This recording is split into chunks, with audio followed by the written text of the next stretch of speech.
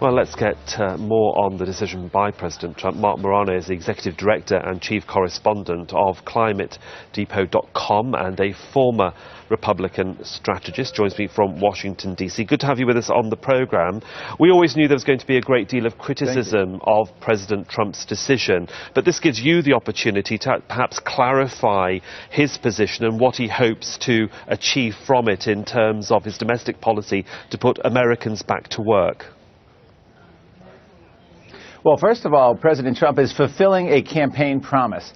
What people around the world have to understand is Americans don't have any great love or trust of the United Nations. So the idea that Donald Trump is withdrawing from a UN climate agreement is pretty much beautiful music to Americans' ears, especially the key areas that helped elect Donald Trump, the Rust Belt areas, the manufacturing base, the coal mines, the energy sector.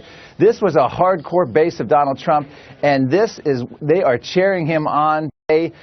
Donald Trump kept his promise, and he is showing true leadership in the face of all this opposition. This is what Americans have been yearning for, not someone who goes with groupthink. Sure. Mr. Morano, it is understandable that people that voted for Mr. Trump, based on his election campaign promises, would be cheering this particular decision. But at the end of the day, people will want to see the jobs come to those areas that President Trump has promised. So one wonders that while the landscape of the economy in the United States has changed and there's been more investment in green technology, can those fossil fuel industries re-emerge again, and which industries would use them?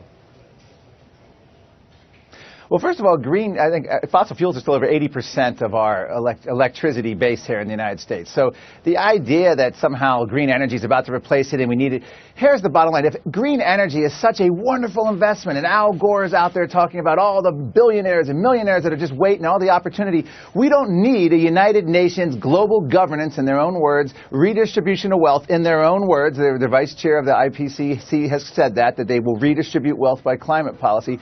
We don't need central planning from the United Nations to achieve technology and this alleged green jobs panacea. What we need, and what Americans need, is less regulation and less international bureaucrats meddling in our affairs, putting pressure on us, telling us what we can and cannot do. And this is the core of Donald Trump's principles going back to the 1980s. He's an America first, and he believes the art of a deal. And he didn't see any of the interest in this UN deal. And keep in mind, the planet doesn't see any interest. There is no impact from the climate on this treaty, even if you accept that the UN is right about global warming. Well, there's no detectable temperature difference 100 years out. Indeed, I'm sure many environmentalists and other politicians would disagree with you then. We'll be speaking to them throughout the day. You would say that, but then others would disagree with you. But let's just move on now, because President Trump is, in theory, isolating himself, is he not, from his international partners? How does he expect to sort of work together with his international partners when he disagrees on so much? Now it's the environment, before it was NATO, and there seems to be a long list of scenarios that the President doesn't agree with his international partners. Right. This is a new administration. He's openly called about changing essentially the same world order that President Obama, to a lesser extent, George W. Bush did. He seems to be the only man standing here. Nobody seems to agree with him at the moment. He's a leader. This is what Americans. When Ronald Reagan was elected in 1980, he was called the reckless cowboy, and everyone was all worried. This is what leadership looks like. You buck even your allies, and you do what's right, not only for your country, but for the planet. The planet doesn't need nonsense that a UN climate treaty somehow saving us, and now we're all doomed because they didn't have it. That's belief in superstition. Donald Trump is leading for these European leaders who aren't even aware that he's that, and they will ultimately respect him more for taking a strong stand and defying all of their lobbying. This is America reborn. Donald Trump is showing unbelievable courage. Mr. Morano, if that is the case, then what sort of challenges do you think the President will now face at home? President Obama, who brought this